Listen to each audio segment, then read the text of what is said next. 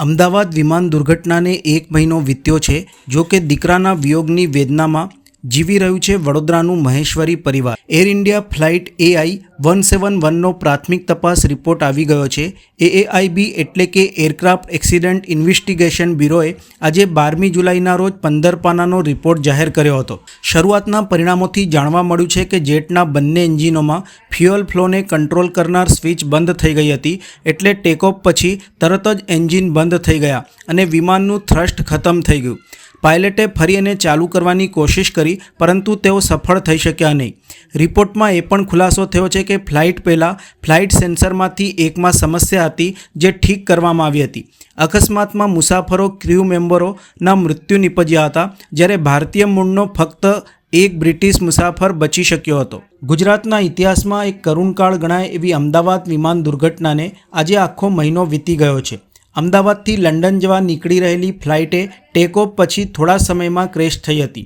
આ અકસ્માતમાં વડોદરા જિલ્લાના 30 કરતાં વધુ નિર્દોષોએ પોતાના જીવ ગુમાવ્યા હતા.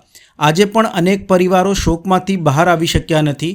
વડોદરા શહેરના વાડી વિસ્તારમાં રહેતા મુકેશભાઈ મહેશ્વરીએ પોતાના યુવાન દીકરા ભાવિકને ગુમાવ્યો છે. ભાવિક વિદેશમાં રહેતો પણ હંમેશા માતૃભૂમિ પ્રત્યે પ્રેમ રાખતો એક સંવેદનશીલ યુવાન હતો. ઉત્તરાયણ અને નવરાત્રિ તેના મનગમતા તહેવારો હતા. આજે તહેવારો તાણે ભાવિકની ગેરહાજરી પરિવાર માટે અસહ્ય થઈ રહી છે. મુકેશભાઈ ભાવુક હૃદયથી કહે છે કે મારો દીકરો એવો હતો કે એની કોઈ ખામી ન હતી. ભારતમાં પણ તે સતત લોકોને મદદરૂપ થતો હતો અને યુકેમાં રહીને પણ આપણા ગુજરાતીઓ સહિત સર્વેની હંમેશા મદદ કરતો હતો. આજે ત્યાંથી ફોન આવે છે અને લોકો ભાવિકને યાદ કરે છે. હવે કોણ આવશે? ઘરની રોનક જતી રહી. ઘટનામાં જવાબદાર લોકો સામે સરકાર પગલાં ભરે અને દોષિતોને સજા કરે તેવી પિતા મુકેશભાઈની માંગણી છે.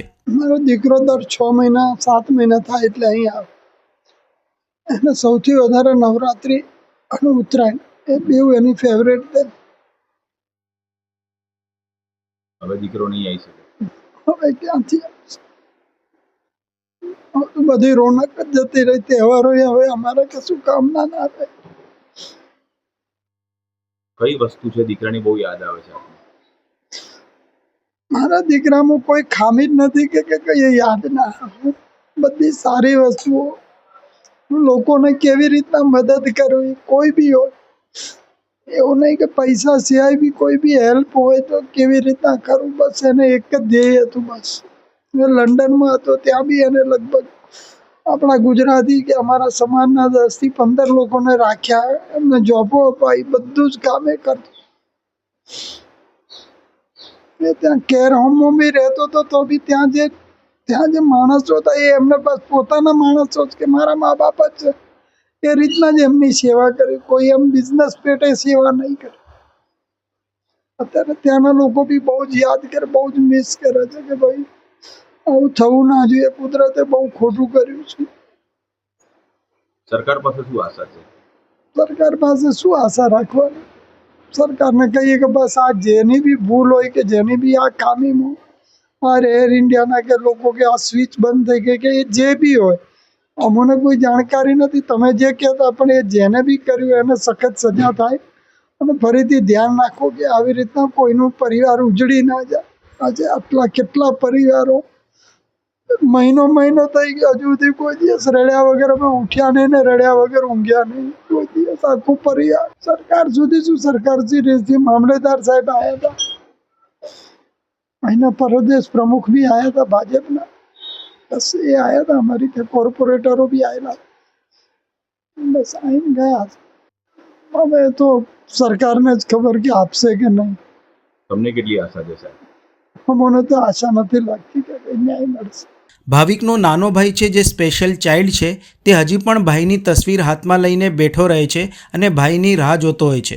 મૃતક ભાવિકના દાદા અર્જુનભાઈએ પણ ભારે હૃદયથી કહ્યું હતું કે દીકરો ગુમાવ્યો એનું દુઃખ એવું છે કે જીવન આખું યાદોમાં જીવવું પડે છે. દીકરાની યાદોમાં જીવન ગુજારવા મજબૂર બન્યા છે અમે. ઘટનાને 1 મહિનો થવા છતાં પણ કોઈ સહાય મળી નથી. 1 મહિનો થવા આવ્યો પણ આજ દિન સુધી કોઈ મદદ મળી નથી. કોઈ અધિકારી મળવા આવ્યા નથી. સરકાર ફક્ત ઇન્ક્વાયરીની વાતો કરે છે. તેમણે વધુમાં કહ્યું હતું કે અમે કોઈ દિવસ વિમાનમાં બેઠા નથી કે નથી જોયું એરપોર્ટ. અમારો દીકરો હવાઈ મુસાફરી કરતો તે અમારા માટે ગર્વની વાત. હવે કોણ કરશે? ભાવિકના દાદાએ વધુમાં કહ્યું કે જેણે ગુમાવ્યો છે તેને ખબર છે વ્યક્તિ અચાનક જાય તો શું થાય. વિમાનો ભાડા મોટા વસૂલે છે, પણ સુરક્ષાના નામે મીંડું પૈસા તમારા રાખો, દોષિતોને સજા કરો. ન્યાયની હવે કોઈ અપેક્ષા રહી નથી. વિમાન ભાડા તો મોટા વસૂલે છે, પણ સુરક્ષાનું શું, તેવા સવાલો પણ કર્યા હતા. પરિવારના આ વેદનાસભર સંદેશો માત્ર એક પરિવારનું દુઃખ જ નથી, આખા સમાજ માટે એક ચેતવણી સ્વરૂપ છે. જ્યારે ભવિષ્યના સપનાઓ સાથે વિમાન ઉડે છે અને સાથે જ કોન્ક્રીટમાં દફનાઈ જાય છે, ત્યારે જવાબદારી કોણ લે? ત્યારે हमारी तो जिंदगी बर्बाद થઈ ગઈ. હા. हमारी तो जिंदगी बर्बाद થઈ ગઈ ને. હમણાં શું દાદા, શું અમે વિચારશું, શું વિચારી શું આવશે? કશું કોઈ વિચાર નહીં આવતો. બસ એની યાદો એ લઈને બાકી કેટલા 12 મહિના 2 વર્ષ કાઢવાના છે. કાઢી લેશું. જો ભગવાન જિંદગી આપી છે ઓ દુખાની તો કાઢવાના છે. બીજું તો કશું નહીં. ના, હજુ કશું નહીં. શું મળ્યું? કશું નહીં. સહાય હા. ના મળી? હજુ તો કશું નહીં. અચ્છા, એક જ્યારે ભાવિકભાઈની સાથે જ્યારે ભાવિકભાઈને લાવવામાં આવ્યા અહીંયા આગળ, ત્યારે અધિકારીઓ અહીંયા આગળ હતા, ત્યાર પછી કોઈ મળવા આવ્યું તમને? કોઈ ના, પછી કોઈ નહીં. ભાઈ પ્રશાસન પે શું વાતનો ભરોસો? આજે પ્લેનમાં આજે ઓઇલ પેટ્રોલ બંધ થઈ ગયો. પેટ્રોલ કેવી રીતે બંધ થઈ ગયો? ચેક કરી ઉડાવતા છે ને. આ તો ઇન્કવાયરી બેહાડી છે. અમે મહિનામાં આજે રિઝલ્ટ આવી, ફરી 3 મહિને આવશે, ફરી 6 મહિને આવશે, 12 મહિને આવશે. અરે જેને નિર્દોષ ગયા છે એને તો પૂછો એની શું હાલત છે. જે આ ગુનો કર્યો છે એને બી સજા મળવી જોઈએ ને. આ ઇન્કવાયરી અમે જતા રહેશે. હવે મામલો ઠંડો પડી ગયો, પછી કઈને પડી નથી. હમણાં આવે છે પ્લેનમાં, આપણે મીડિયામાં કે પ્લેન હાદસો થયો તો એનું શું થયું આવે છે, દેખ્યો છે તમે? કઈને આવશે તો બસ ઠંડો પડી જાય. બસ બીજું કશું નથી. પ્રશાસનને શું કહેવા માંગો છો તમે? ભાઈ જો બી દોષી છે એને સખ્તમાં સખ્ત એવી સજા આપો કે ફરીવાર બીજે કઈના ઘર ના ઉજળે. કઈનો દીકરો જ આવે, કઈનો ઘરવાળો જ આવે, કઈની છોકરી જ આવે, કઈનો છોકરો જ આવે, બાપુ જ આવે, પણ આ કઈમાં ન બને. એવી કઈમાં ન બને. જો વિચારના ઘર ઉજળી જ આવે છે. બાકી એમ તો નહીં કે 1 લાખ 2 લાખ આપી છૂટા થઈ ગયા એને. અરે એને જેને ઘેરવાળો જ આવે છે એને પૂછો કે શું હાલત થાય છે. આખી જિંદગી એને શું કરવા? તમે તો 1 લાખ 2 લાખ અમે સહાય આપી દીધી છૂટા. અરે દોષીને સજા આપો.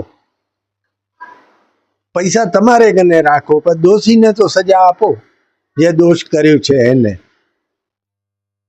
બસ અમારે તો એટલું જ કહેવું છે. દોષીને સજા મળવી જોઈએ, જો બી હોય, ચાહે એરલાઇન્સ વાળા હોય, ચાહે ત્યાંના કર્મી હોય, ચાહે એરપોર્ટ વાળો હોય, ગમે એવો હોય, એને સજા મળવી જોઈએ. મને નહીં લાગતો મળે. પર અમે આશા પર દુનિયા કાયમ છે, આશા કરી બેઠા છું કે સજા મળશે, એને ન્યાય મળશે, પણ લાગતો તો નથી. વિચાર આવે ભાઈ છે ન્યાય માટે તો બસ આશા રાખી બેઠા છું કે ન્યાય મળશે. બાકી મળવાનો મુશ્કેલ છે. ન્યાય મળવાનો મુશ્કેલ છે. આશા રાખી, આશા પર દુનિયા કાયમ છે. આપણે બી આશા રાખીએ છીએ કે જો બી દોષી હોય એને સજા મળે.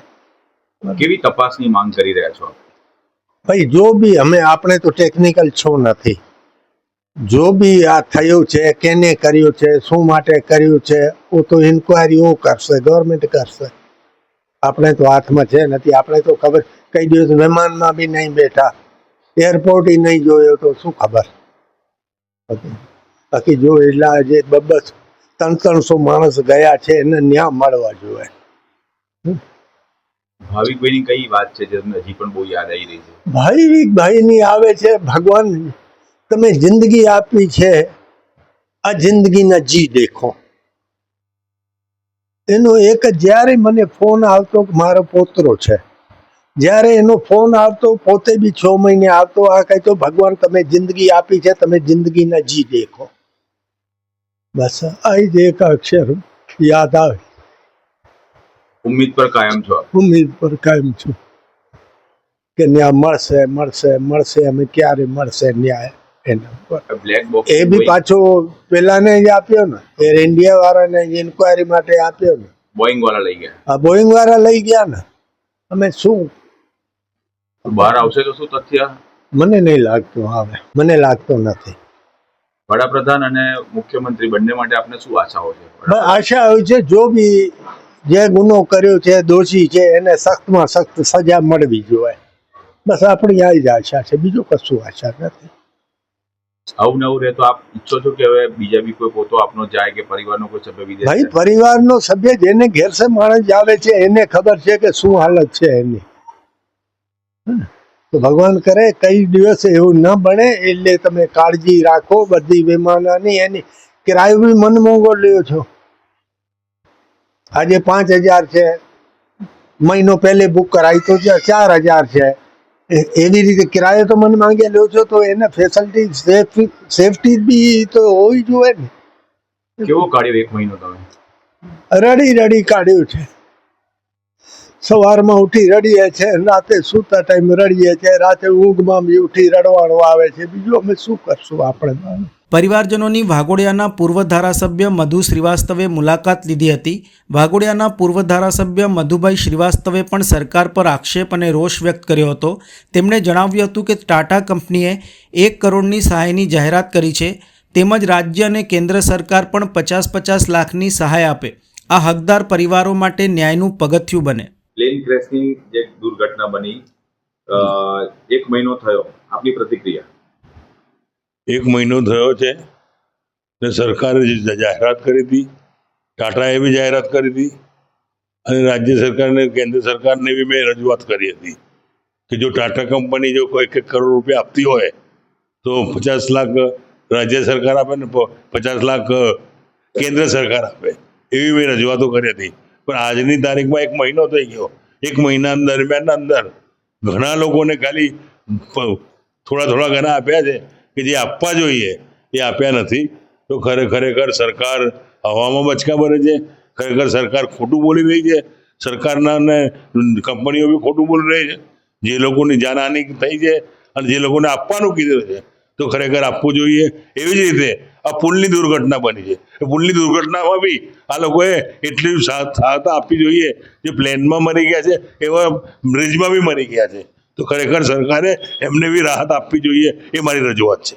જિંદગી આગળ વધે છે, કેટલાય જીવન માટે સમય સ્થિર થઈ જાય છે, પણ ભોગ બનેલા પરિવારો માટે એક ક્ષણ આજે પણ એ જ રીતે જીવંત છે. મૃતકોના પરિવારો દોષિતોને સજા થાય અને તેઓને ન્યાય મળે તેવું ઈચ્છી રહ્યા છે.